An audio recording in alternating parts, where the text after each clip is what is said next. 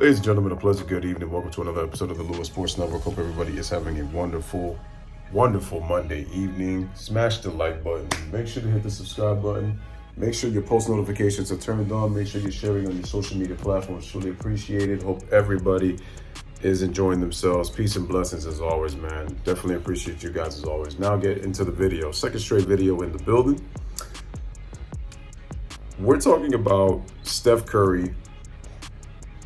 And we're talking about not just his 2016 NBA regular season. We're also talking about his 2021 regular season, the year after the pandemic. Here's why. I just randomly decided to look up on Steph. Because I got into a conversation with my friends because there's a conversation between who's the better point guard between Magic and Curry, and I'm gonna come with another video with that. I think it's Magic clearly, but anyway, continuing the conversation, my friend was talking about how Curry had he came in as a point guard who was really looking the ball to get his teammates involved and all that.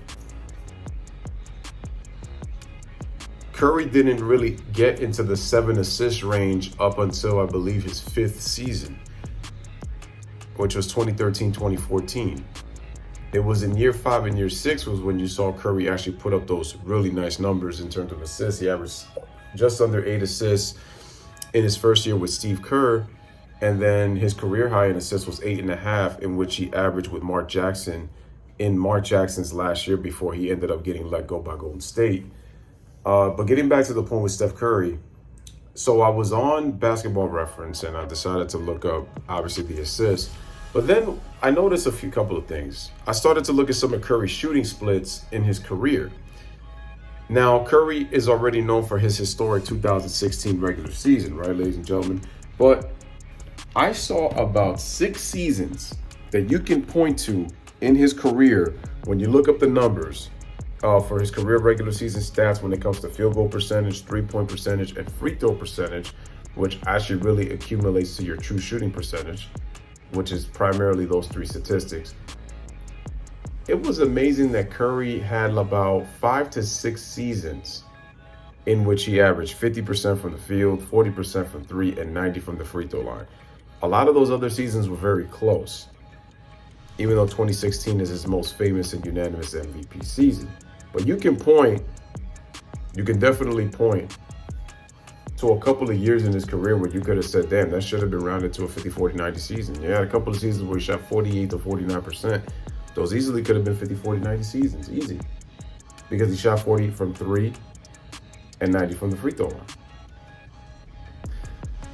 Not only that, but then what I also saw is that I scrolled down to Steph Curry's bio, and then I noticed something. What I saw is, you know what I saw? The 50-40-90 season, Curry averaged, 30 points per game? He's the first player ever to win a unanimous MVP, averaging 30 a game. He's the first ever 50-40-90 30-point per game scorer in NBA history on average in the regular season. But there was a stat that I saw that was really, really fascinating to me, and that was Steph Curry's true shooting percentage. Now you're asking yourself, Louis, what does that have to do with his 30-point per game season? Well, Curry,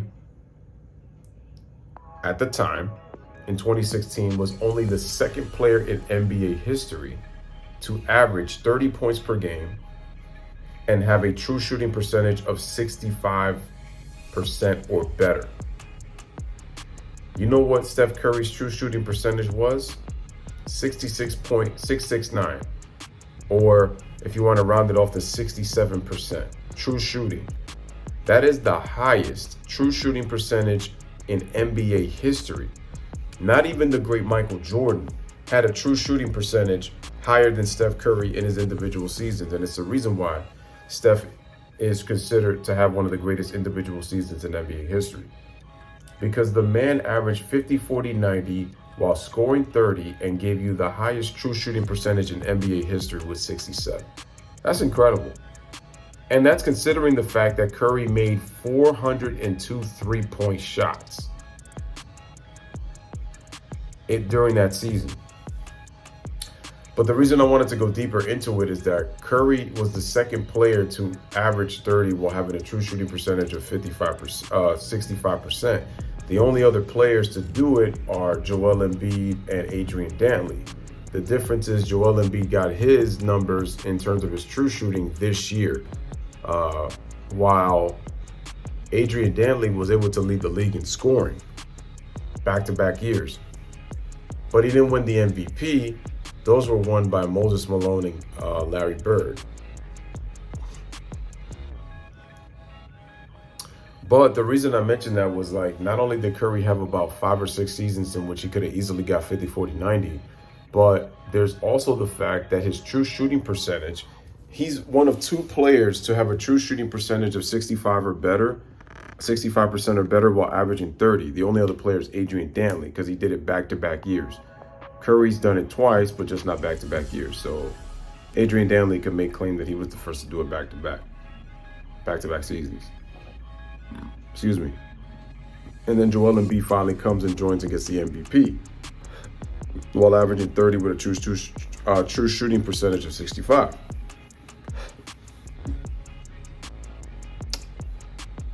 But what's crazy about Steph is Steph did this while, when you look at Adrian Dantley, he's a small forward / power forward, leading the league in scoring. Then you have Joel Embiid, who led the league in scoring, and he's a center. Well, what am I saying? Basically, these guys are big men. These guys are bigs. And yet Curry is the only player to do it twice while winning an MVP in 2016.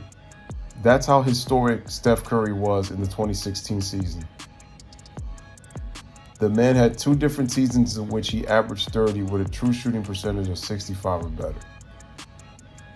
And I believe Curry's 2016 is the highest of all time for a regular season. That to me is crazy. Which is showing you why Steph is one of the all-time greats. Anyway, ladies and gentlemen, there's your boy Louis with another one. Let me know what you guys think in the comment section about Curry's true shooting percentage in both 2016 and 2021. Curry's unanimous MVP season. What'd you think about it? Let me know in the comment section, man. Bless up, live, love, love. Thank you guys for watching.